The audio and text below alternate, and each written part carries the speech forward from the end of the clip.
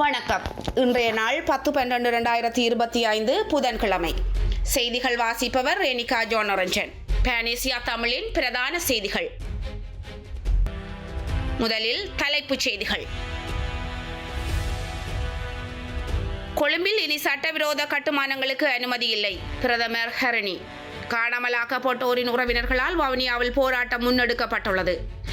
இலங்கையை மீண்டும் கட்டியெழுப்புதல் திட்டத்திற்கு இதுவரை 1893 மில்லியன் ரூபாய் நிதியுதவி. பதுளையில் மீண்டும் அச்சுறுத்தும் நிலச்சரிவு, வெளியேற்றப்படும் மக்கள்.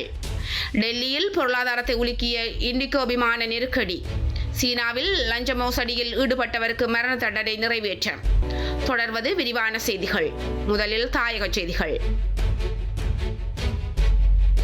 கொழும்பு மாவட்டத்தினுள் சட்டவிரோதமான கட்டுமானங்களுக்கு அனுமதி அளிக்கவோ அல்லது அபிவிருத்தியின் பெயரால் மக்களை ஆபத்தில் தள்ளும் குடியேற்றங்களை நிர்மாணிப்பதற்கோ ஒருபோதும் இடமளிக்க மாட்டாது என பிரதமர் கலாநிதி ஹரணி அமரசூரிய தெரிவித்தார். கொழும்பு மாவட்ட செயலகத்தில் நேற்று நடைபெற்ற கொழும்பு மாவட்ட அனர்த்த முகாமைத்துவ குழு கூட்டத்தின் பின்னர் ஊடகங்களுக்கு கருத்து தெரிவிக்கையில் பிரதமர் இதனை தெரிவித்தார். கொழும்பு மாவட்டம் வெள்ள நிலைமையால் இவ்வளவு தூரம் ஆபத்துக்குள்ளாகி இருப்பதற்கு எந்த ஒரு திட்டமிடலோ அல்லது சட்ட திட்டங்களுக்கு குறித்த தெளிவோ இன்றி மேற்கொள்ளப்பட்ட கட்டுமானங்களே காரணமாகும். மிகவும் தனிப்பட்ட அரசியல் நிகழ்ச்சி நிரலில் அடிப்படையில் எடுக்கப்பட்ட தீர்மானங்கள் காரணமாகவே மாவட்டமும் மக்களும் இந்த ஆபத்துக்குள்ளாகியுள்ளனர். கொழும்பு மாவட்டத்தினுள் ஆபத்து நிறைந்த பகுதிகளில் வாழும் மக்களுக்கு ஏதேனும் தீர்வை வழங்குவது தொடர்பில் நாம் இப்போதே கலந்துரையாடி வருகிறோம் என்றும் ஊடகங்களிடம் பிரதமர் கூறினார். இந்த நிகழ்வில் நகர அபிவிருத்தி பிரதி அமைச்சர் எரங்க குணசேகர, வெகுஜன ஊடக பிரதி அமைச்சர் செயலாளர் வெகுஜன ஊடக பிரதி அமைச்சர் கௌசல்யா அரியரத்ன, கொழும்பு மாவட்ட பாராளுமன்ற உறுப்பினர்களான அருணபானுகுட, சந்தன சூரிய ஆராய்ச்சி ஆகியோரும் கலந்து கொண்டனர். சர்வதேச மனித உரிமைகள் தினத்தை முன்னிட்டு வெளிந்து காணாமலாக்கப்பட்டோரின் உறவினர்களால் வவுனியாவில் கவன ஈர்ப்பு போராட்டம் ஒன்று முன்னெடுக்கப்பட்டுள்ளது. வவுனியா பழைய பேருந்து நிலையத்தின் முன்பாக குறித்த கவன ஈர்ப்பு போராட்டமானது இன்று இடம்பெற்றது. இதன்போது காணாமலாக்கப்பட்டோரின் தாய்மார் தமது காணாமலாக்கப்பட்ட உறவினர்களின் புகைப்படங்களை தாங்கியவாறும் நீதி கோரிய பதாதைகளை தாங்கியவாறும் ஆர்ப்பாட்டத்தில் ஈடுபட்டனர். குறிப்பாக சர்வதேச மனித உரிமைகள் தினம் இன்றாகும். இந்த மனித உரிமைகள் தினத்திலும் எமது உறவுகள் எங்கே, எமது உறவுகளுக்கான நீதி இதுவரை கிடைக்கவில்லை என அவர்கள் வலியுறுத்தினார்கள். அத்துடன் அரசியல் கைதிகளுக்கான விடுதலை, பௌத்தமயமாக்கலுக்கு எதிராகவும் குரல் கொடுத்ததுடன் சர்வதேச நாடுகளுக்கு மனித உரிமைகள் தினத்தினாவது தங்களுடைய துன்பங்களை புரிந்து கொண்டு தமக்கான தீர்வை பெற்றுத் தருவதற்கு இலங்கை அரசாங்கத்துக்கு அழுத்தம் கொடுக்க வேண்டும் எனவும் அவர்கள் கோரிக்கை விடுத்தனர். மேலும் இதில் பாதிக்கப்பட்ட காணாமலாக்கப்பட்டோரின் தாய்மார் பலரும் ஆர்ப்பாட்டத்தில் ஈடுபட்டிருந்தமை குறிப்பிடத்தக்கது.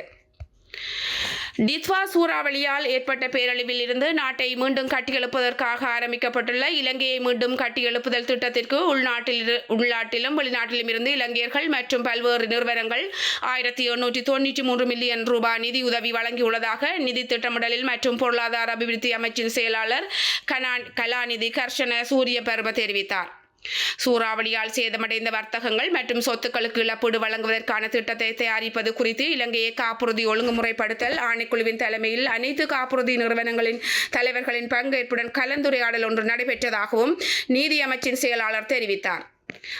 இந்த அனர்த்த சூழ்நிலையில் சேதமடைந்த வர்த்தகங்கள், சொத்துக்கள் மற்றும் உயிர்களுக்கு உடனடி இழப்பீடு வழங்குவதற்கான ஒரு பொறிமுறையை அனைத்து காப்புறுதி நிறுவனங்களும் ஏற்கனவே ஆரம்பித்துள்ளதாகவும் அவர் குறிப்பிட்டிருந்தார். இந்த திட்டத்தின்படி சொத்துக்களுக்கு ஏற்பட்ட சிறிய சேதங்களுக்கு உடனடி இழப்பீடுகள் வழங்கும் நடவடிக்கை ஆரம்பிக்கப்பட்டுள்ளது.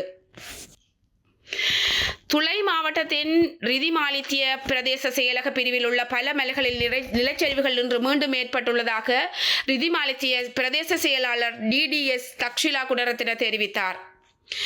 திக்கையாயாவில் உள்ள புதுல்ல மலை, கலுகல மலை, புபில பிரிவில் உள்ள நியந்தலகல மலை, அரவா பிரிவில் உள்ள பெனகெர மலை, பகாஓயா பிரிவில் உள்ள ஒலங்கல மலை மற்றும் கண்டேகம பிரிவில் உள்ள பரணகம மலை ஆகியவற்றில் தற்போது நிலச்சரிவுகள் தீவிரமாக உள்ளன. திக்கையாயா பிரிவில் உள்ள புதுல்ல மலையை ஏற்கனவே ஆய்வு செய்த தேசிய கட்டட ஆராய்ச்சி நிறுவனம் அது ஒரு நிலச்சரிவு என்பதை உறுதிப்படுத்தியுள்ளதாகவும் அவர் கூறியிருந்தார். நிலச்சரிவுகள் தீவிரமாக உள்ள பகுதிகளில் உள்ள மக்கள் தற்போது பாதுகாப்பான இடங்களுக்கு அனுப்பப்படுவதாகவும் பிரதேச செயலாளர் தெரிவித்தார். தற்போது எங்கள் பிரிவில் உள்ள பல மலை தொடர்களின் நிலச்சரிவுகள் தீவிரமாக உள்ளன. கலுகல்லே பகுதியில் ஏற்பட்ட நிலச்சரிவுகளால் மக்கள் படும் துன்பத்தை குறைக்க கிராமத்துக்கு கீழே அமைந்துள்ள திக்கேயா பள்ளிக்கு மக்களை வழிநடத்தவும், ஒலங்கல கண்டேகம மற்றும் அதை சுற்றியுள்ள பகுதிகளில் உள்ள மக்களை குருதென்ன பள்ளியில் நிறுவப்பட்ட பாதுகாப்பு மையங்களுக்கு அழைத்துச் செல்லவும் நடவடிக்கை எடுக்கப்பட்டுள்ளது. சீரற்ற வானிலை காரணமாக பாதிக்கப்பட்ட இலங்கை மக்களுக்கு நிவாரணம் வழங்கும் நோக்குடன் ரஷ்யாவின் மனிதாபிமான உதவிப் பொருட்களுடன் கூடிய விமானம் இலங்கை நோக்கி புறப்பட்டுள்ளது. அதன்படி 35 தொன் அளவு மனிதாபிமான உதவிப் பொருட்களை கொண்ட விமானம் இலங்கை நோக்கி புறப்பட்டதாக இலங்கை தூதுவர் ஷோபினி குணசேகர இன்று காலை தெரிவித்துள்ளார். 2004ஆம் ஆண்டு ஏற்பட்ட சுனாமிக்கு பிறகு இலங்கையில் ஏற்பட்ட மிக மோசமான இயற்கை அனர்த்தமான டித்வா புயலின் தாக்கம் காரணமாக இதுவரையில் 639 பேர் உயிரிழந்துள்ளனர். நாட்டின் சனத்தொகையில் சுமார் 10% இதனால் பாதிக்கப்பட்டுள்ளதாகவும் கூறப்படுகிறது. இந்த பேரிடர் சூழலில் இலங்கைக்கு அநேகமான நாடுகள் தமது உதவிகளை செய்தும் நிவாரணங்களை அனுப்பியும் வருகின்றமை குறிப்பிடத்தக்க விடயமாகும். தொடர்வது இந்திய செய்திகள். இண்டிகோவில் நடந்து வரும் செயல்பாட்டு நெருக்கடி விமான நிலைய முனையங்களுக்கு அப்பால் அலைமோத தொடங்கியுள்ளது. குறிப்பாக இது டெல்லியில் பொருளாதாரத்தில் பெருமடியை ஏற்படுத்தியுள்ளது. விமான நிறுவனத்தின் பெரிய அளவிலான விமான ரத்துக்கள் ஏற்கனவே தலைநகரில் வர்த்தகம், தொழில், சுற்றுலா மற்றும் கண்காட்சி துறைகளுக்கு சுமார் 1000 கோடி இந்திய ரூபாய் வரையிலான வணிக இழப்பை ஏற்படுத்தியுள்ளதாக வர்த்தக மற்றும் தொழில்துறை சபை மதிப்பிட்டுள்ளது. தினசரி விமான போக்குவரத்து இடையூறுகள் வர்த்தகங்கள், சுற்றுலா பயணிகள் மற்றும் வணிக பயணிகளின் இயக்கத்தை கடுமையாக பாதித்துள்ளது. இதனால் நகரம் முழுவதும் சந்தைய நடவடிக்கைகளின் கூர்மையான சரிவு ஏற்பட்டுள்ளதாக வர்த்தக மற்றும் தொழில்துறை சபை தலைவர் பிரிகேஷ் கோயல் தெரிவித்தார். விமான பயணிகள் தொடர்பான நிச்சயமற்ற தன்மை காரணமாக நகரத்துக்கு வெளியே இருந்து வரும் பயணிகள் விலகி இருப்பதால் கடந்த 10 நாட்களில் டெல்லியில் சந்தைகளின் மக்கள் வருகை கிட்டத்தட்ட 25% குறைந்துள்ளது என்று அவர் கூறியிருந்தார். இதன் விளைவாக மொத்த சந்தைகள், சில்லறை விற்பனை மையங்கள் மற்றும் வணிக மட்டங்களுக்கு நேரடி இழப்புகள் ஏற்பட்டுள்ளது. கடந்த வாரத்தில் மட்டும் ஹோட்டல்கள், உணவகங்கள், விருந்துகள் மற்றும் ரிசார்ட்டுகள் ஆயிரக்கணக்கான ரத்துகள் பதிவானதாகவும் அவர் மேலும் கூறியுள்ளார். தொடர்வது உலக செய்திகள்.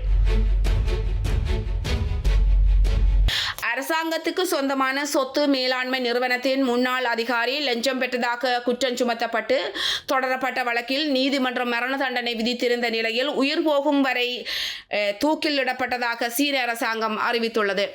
சீனா குவாராங் சொத்து மேலாண்மை நிறுவனத்தின் துணை நிறுவனமான சீனா குவாராங் இன்டர்நேஷனல் ஹோல்டிங் செய்யப்பட்டு வருகின்றது. இதன் முன்னாள் அதிகாரியான பாய் தியாங்காய் கடந்த 2014ஆம் ஆண்டு தொடக்கம் 2018ஆம் ஆண்டு காலப்பகுதியில் இடம்பெற்ற அபிவிருத்தி திட்டங்களின் போது சுமார் $15.6 கோடி மதிப்பிலான நிதியை லஞ்சமாக பெற்றதாக குற்றம் சுமத்தப்பட்டிருந்தது.